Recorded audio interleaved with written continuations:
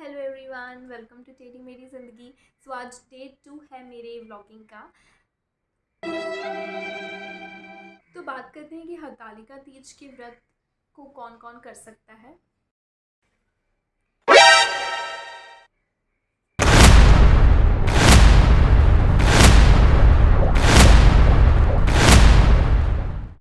Hello everyone, welcome to टेढ़ी मेरी ज़िंदगी।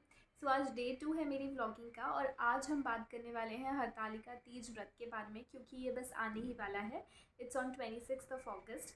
तो आज मैं आपको बताऊंगी कि ये व्रत हम क्यों करते हैं, इस व्रत के लिए हमें क्या क्या पूजन सामग्री की ज़रूरत होती है। एंड उसके साथ साथ मैं आपको ये भी बताऊंगी कि मेरे आज तक के सब्सक्राइबर काउंट क्या है, जैसे कि मैंने प्रॉमिस किया था।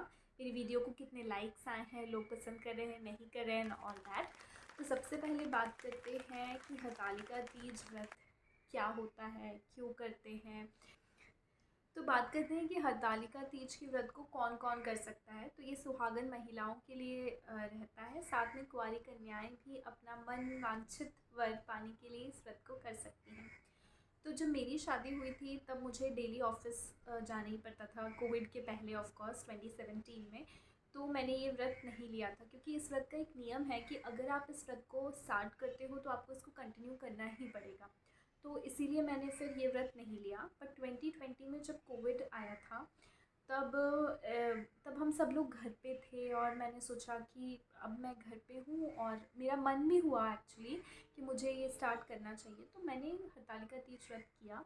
एंड इस व्रत का एक और इम्पॉर्टेंट नियम ये है कि आप इसको जैसे स्टार्ट करते हो, जैसे कि अगर आपने इसको निर्जल होकर स्टार्ट किया है, आपने प्रण लिया है कि आप शाम की पूजा से पहले पानी नहीं पिएंगे, तो आपको वही सेम चीज़ थ्रू आउट, जब तक आप इसका उद्यापन नहीं करते तब तक आपको वही चीज़ फॉलो करनी पड़ेगी। तो मैंने 2020 में जब लिया था तो मैंने पूरे दिन पानी नहीं पिया था। शाम को जब पूजा होने वाली थी तब मैंने 5 मिनट पहले, क्योंकि मेरी मम्मा ने बोला कि ऐसे ही तुमको आगे भी करना पड़ेगा और आगे बहुत सारी चीज़ें होती है लाइफ में, like pregnancy and all that, तो उसमें शायद आपको दिक्कत हो सकती है। तो इसीलिए मैंने फिर 5 मिनट पहले लिया था। बट मैं जब से मेरी प्रेगनेंसी ख़त्म हुई है, आई हैव अ किड, तो उसके बाद से जब भी मैंने ये फ़ास्ट किया है मैंने कभी पानी नहीं पिया है। तो ये एक ऑप्शन है आपके पास, बट ये आपकी श्रद्धा के ऊपर डिपेंड करता है। और इस फास्ट को करने के लिए आपको सुबह जल्दी उठ जाना होगा और आप अपना पानी, चाय, जो भी थोड़ा बहुत लिक्विड डाइट लेना चाहते हैं वो ले सकते हैं। ब्रह्म मुहूर्त 4 बजे से लेके 6 बजे के बीच में आपको उठ जाना होगा। एंड उसके बाद में आप इस व्रत को पूरे दिन आप अच्छे से भजन वगैरह करके, भगवान की पूजा करके इस व्रत को अच्छे से कर सकते हैं। शाम को आपको पूजा करनी होती है, मिट्टी के शिव जी और पार्वती जी बनाने होते हैं और फुलेरा बनाना होता है। बहुत अच्छे से डेकोरेशन होता है इस व्रत के लिए। 31 तरीके की पत्तियाँ होती हैं, फूल होते हैं, अच्छा भोग होता है। 5 तरीके के आप भोग चढ़ा सकते हैं और इसको बहुत अच्छे से आप पूजा कीजिए। आपको 5 बार इसकी पूजा करनी होती है और आप रात में एक्चुअली जगना होता है। तो रात में जगने के लिए, जैसे पहले के ज़माने में ऐसा होता था कि बहुत सारे लोग हैं साथ में, बहुत सारी महिलाएं हैं, भजन हो रहा है, कीर्तन हो रहा है, तो सबको बहुत मज़ा आता था आपस में बातचीत करने में और भजन कीर्तन करने में, डांस करने में। तो पूरी रात कैसे कट जाती थी पता ही नहीं चलता था। बट जब मैंने इसे स्टार्ट किया था 2020 में, तो सिर्फ मैं और मेरी मम्मा थे। तो हम लोग तो आपस में वैसे बहुत बात करते रहे, मेहंदी लगाई हमने, एक बहुत पुरानी सी राजेश खन्ना की मूवी देख ली थी हमने। तो बहुत मज़ा आया था उस टाइम पे भी। तो नॉर्मली मतलब मैं कोशिश करती हूँ कि मेरे साथ कोई रहे, बट ऐसा हो नहीं पाता। 2-3 बार ऐसा हुआ है कि मेरे साथ मम्मा रहे हैं, बट नॉर्मली तो मुझे अकेले ही करना पड़ता है। बट मैं बीच बीच में अपनी मम्मा को कॉल करती रहती हूँ, क्योंकि आपको 4-5 बजे तक तो एटलीस्ट जागना ही पड़ेगा। तो मैं बीच बीच में अपनी मम्मा को कॉल करती रहती हूँ कि मम्मा क्या किया आपने, आप क्या कर रहे हो, अब आप क्या कर रहे हो, मैंने ये मूवी देख ली है, मैंने वो मूवी देख ली। और सोने से पहले भी हम लोग एक बार बात कर ही लेते हैं कि यार चलो मम्मा मैं सोने वाली हूँ, ऐसा। और इसका एक बहुत प्लस पॉइंट है कि हरतालिका तीज के जस्ट बाद में आपको गणेश चतुर्थी रहती है। तो गणेश चतुर्थी की पुणे में और मुंबई में मुझे दोनों जगह छुट्टी मिलती ही थी ऑफिस से। तो ये एक मुझे लगता है बहुत बड़ा प्लस पॉइंट था मेरे साथ।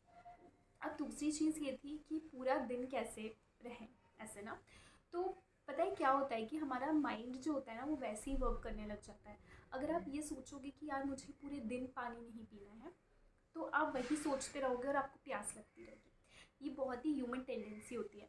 तो मैं ना, मुझे भी ऐसे ही होता था। जिस दिन मेरा फास्ट होता था उस दिन मुझे ऑटोमेटिकली भूख लगने लग जाती है। ऐसे मैं भले ऑफिस के काम के चक्कर में पूरा दिन ही खाना ना खाऊं वो मुझे चलेगा, बट जिस दिन फास्ट होता है उस दिन ऑटोमेटिकली भूख लगने लग जाती है। तो मैंने ना डिसाइड किया था कि मैं पूरा जो अपना मतलब जब तक काम है वो कंसंट्रेशन के साथ करूँगी और मैं ऑफिस स्किप नहीं करूँगी। मतलब मैं पूरा दिन ऑफिस करूँगी, एटलीस्ट 6 to 7 तो मैं एकदम डेडिकेटेडली काम करूँगी। उसकी वजह से मेरा ध्यान इधर उधर नहीं भटकेगा एंड ये एक्चुअली वर्क करता है। तो आप भी इसको ट्राई कर सकते हैं। एंड मतलब अगर आप छुट्टी भी ले रहे हैं ना, मतलब लास्ट ईयर मैंने छुट्टी नहीं लिया था एक्चुअली, मैंने जॉब क्विट किया था। So I will tell you why. And इसका ही मैं एक अलग से व्लॉग बनाऊंगी। तो मैंने अपना जस्ट जॉब क्विट कर दिया था 10 डेज़ के लिए। तो 10 डेज़ के लिए मैंने जॉब क्विट किया था, तो तभी ये फास्ट आया था। तो मैं पूरा दिन, आप सो तो सकते नहीं हो इस फास्ट में, तो मैं पूरा दिन क्या करूँ यही सोचने में मेरा चला गया और मुझे और प्यास और भूख लगने लगी। तो इस वजह से मैंने सोचा भाई जॉब तो नहीं छोड़ सकते। बहुत सारे रीज़न्स और भी है, बट वो मैं आपको एक अच्छा व्लॉग बनाऊंगी, उसमें मैं आपको बताऊंगी। तो ये मैंने आपको मोस्टली हरतालिका तीज व्रत के बारे में बताया है। अब मैं आपको इसकी कथा भी सुनाती हूँ कि इसकी हरतालिका तीज व्रत के पीछे कथा क्या है। तो ध्यान से आप इस कथा को भी सुनिए। प्राचीन काल की बात है। हिमालय की पुत्री पार्वती माता भगवान शिव को पति रूप में पाना चाहती थी। उन्होंने अपने मन में यह संकल्प लिया कि वे शिव के अतिरिक्त किसी अन्य को पति रूप में स्वीकार नहीं करेंगी। लेकिन उनके पिता हिमावन ने उनका विवाह विष्णु भगवान के साथ करने का निश्चय किया। जब पार्वती को इस बात का पता चला तो वे अपनी सखियों के साथ वन में चली गईं।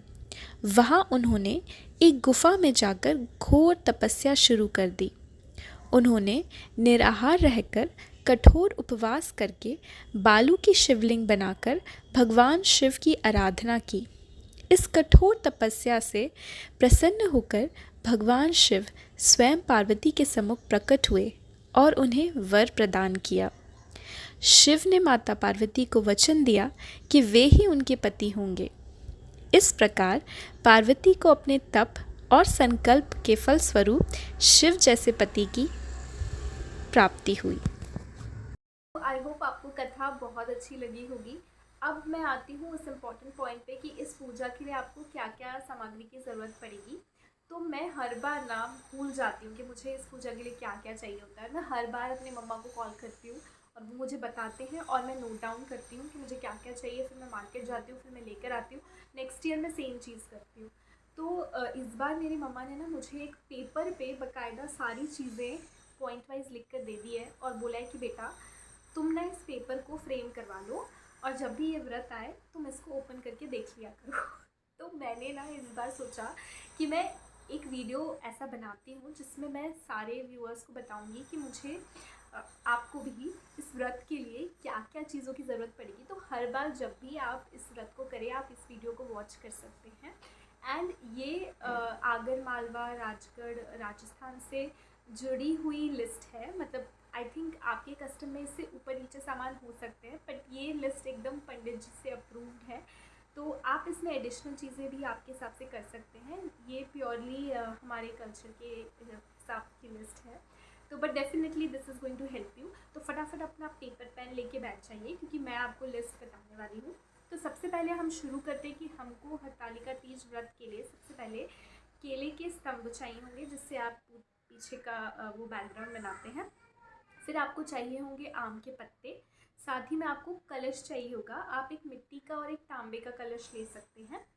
आपको उसके बाद चाहिए होगा कुमकुम, रोली, चावल, अबीर, गुलाल और पूजा की सुपारी। इसका क्वांटिटी एक आप रख सकते हो। फिर आपको चाहिए होगा जनेऊ जोड़ा, वो आपको 2 चाहिए होंगे क्योंकि गणेश जी को भी आपको चढ़ाना होगा और शिव जी को भी आपको चढ़ाना होगा। उसके बाद आपको चाहिए होगा पूजा का लाल नारा, फिर लगेगा आपको एक नारियल। अब आपको फूलों के बारे में मैं बताती हूँ। आप इस व्रत के लिए एक फुलेरा तैयार कर सकते हैं। इसके बहुत सारे वीडियोस आपको ऑनलाइन मिल जाएंगे। इफ़ नॉट, मैं अपने वीडियो में मेंशन कर दूँगी ताकि आपको बनाने में इजी हो। तो आप फुलेरा बना सकते हैं। आप 31 तरीके की अलग अलग पत्तियाँ ला सकते हैं, बेलपत्र ला सकते हैं, धतूरा जो शिव जी को बहुत पसंद है, और इसके साथ साथ बहुत सारी वैरायटी ऑफ फूल ला सकते हैं। फिर आपको हवन के लिए हवन सामग्री चाहिए होगी, हवन का पात्र चाहिए होगा। अब यहाँ पे पुणे में ना मुझे हवन का बहुत ज़्यादा सामान मिलता नहीं है, तो जब भी मैंने ये अपने इन लॉज के यहाँ पे किया है या अपने खुद के घर पे किया है तो वहाँ पे तो सब चीज़ें अवेलेबल होती है। यहाँ पे नॉर्मली हवन की चीज़ें मुझे मतलब अगर बहुत ज़्यादा सर्च करूँगी तो मिल भी सकती है, बट नॉर्मली मैं हवन वगैरह नहीं करती हूँ, ये आपके ऊपर डिपेंड करता है। उसके बाद आपको माता जी के लिए सारा सुहाग का सामान लाना होगा, चुनरी चूड़ी जो होता है, फिर नेल पॉलिश, छोटी कोम्ब उनकी, और उनका आप जो भी मेकअप का सामान होता है, बिंदी, वो सब चीज़ें आप ला सकते हैं। देन आते हैं, दीपक आपको जलाना होगा। दीपक के लिए आपको बत्तियाँ, घी बत्ती, वो सब लाना होगा। पान के पत्ते आपको ज़रूर से लाने हैं, कपूर लाना है जो कि आपकी आरती में काम आएगा। अब इसके साथ भोग के लिए आप एक कोई अच्छी सी मिठाई ले आइए, और चढ़ाने के लिए आपको 5 तरीके के फल चाहिए होंगे। अब फल में आप कोई भी फल कंसिडर कर सकते हैं, केला, एप्पल, या फिर नींबू भी कंसिडर कर सकते हैं, खीरा ला सकते हैं, नारियल जो आपने बोला, जो मैंने पहले बताया था, वो भी एक तरीके का फल ही हो गया। तो इस तरीके से आप 5 फल भी ला सकते हैं। ये 5 फल आप 5 आरतियों में चढ़ा सकते हैं। तो ये है इंटायर लिस्ट। अब इसके पहले पूजा के कुछ प्री रिक्विजिट्स होते हैं। तो प्री रिक्विजिट्स मतलब कि आपको शिव जी और पार्वती जी की मिट्टी की मूर्ति बनानी होगी, और ये बहुत इजी है। बहुत, मैंने कैसे बनाई है ना, मैं बताती हूँ। मैं हर बार एक यूट्यूब का वीडियो देखती हूँ, उसमें अच्छे से प्रॉपरली बताते हैं, बट अगर आप एक दो बार खुद से भी ट्राई करोगे ना तो बन जाती है। काफ़ी अच्छे से मैं बनाती हूँ, और उनको अच्छे से चुनरी वगैरह मैं माता जी को भी चढ़ाती हूँ। तो आप भी वैसा बना सकते हैं। इनको एक अच्छे से बढ़िया से थाल में आप प्लेस कर सकते हैं, और उन्हीं का पूरा आप पूजा कर सकते हैं। 5 बार आपको पूजा करनी होती है। तो अब पूजा के लिए आपको क्या क्या चीज़ों की ज़रूरत होगी, तो आप दूध, दही, शक्कर, घी, शहद, ये सब आप चढ़ा सकते हैं। साथ ही में आप पंचामृत का भोग भी लगा सकते हैं, पंचामृत आप चढ़ा भी सकते हैं। तो ये हुई लिस्ट हरतालिका तीज व्रत कथा की। आई होप आपको इस लिस्ट से बहुत हेल्प मिली होगी। इसके साथ साथ ना हम लोग मेहंदी भी लगा सकते हैं। मतलब मेहंदी तो लगाना ही चाहिए हर फास्ट में। मैं नॉर्मली नहीं लगा पाती हूँ, मुझे टाइम नहीं मिल पाता है, तो मैं कोशिश करती हूँ कि मैं रात में जब जग रही हूँ तब मैं मेहंदी लगाऊँ। तो ये भी एक एडिशनल आइटम है जो आप अपनी लिस्ट में ऐड कर सकते हैं।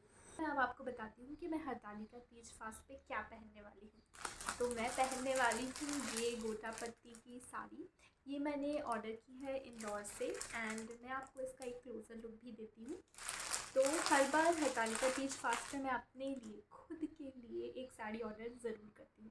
तो ये मेरा गेटअप है। आई होप आपको मेरा वीडियो बहुत पसंद आया होगा, एंड उससे ज़्यादा इन्फॉर्मेटिव वीडियो होगा आपके लिए। एंड अब मैं रिवील करती हूँ कि मेरे आज डे 2 पे कितने सब्सक्राइबर्स हुए हैं। तो आज डे 2 पे मेरे 7 सब्सक्राइबर्स हैं अभी जिस पॉइंट पे मैं वीडियो बना रही हूँ। एंड 7 में से आई थिंक एक तो मैं खुद हूँ, और एक मेरे हस्बैंड हैं, और एक मेरी मम्मी है। तो आप समझ सकते हैं कि 4 और लोग हैं जो मेरे वीडियो को देखने में इंटरेस्टेड हैं। एंड मुझे पता है कि ये 4 में से 2-3 तो मेरे खुद के फ्रेंड्स ही होंगे जो मुझे हमेशा मोटिवेट करते रहते हैं। आई एम नॉट श्योर कि ये वीडियो कैसे वायरल होगा या कैसे वाइडर ऑडियंस को रीच करेगा, बट लेट्स सी। मैं हर दिन वीडियो बनाऊंगी, हर दिन पोस्ट करूंगी, एंड लेट्स सी कि सक्सेस कब तक मुझे मिलती है, या फिर मेरा कंटेंट कब तक लोगों के पास पहुंच पाता है। So see you very soon in my next vlog. Please do like, share and subscribe to Teddy Mary Season 3.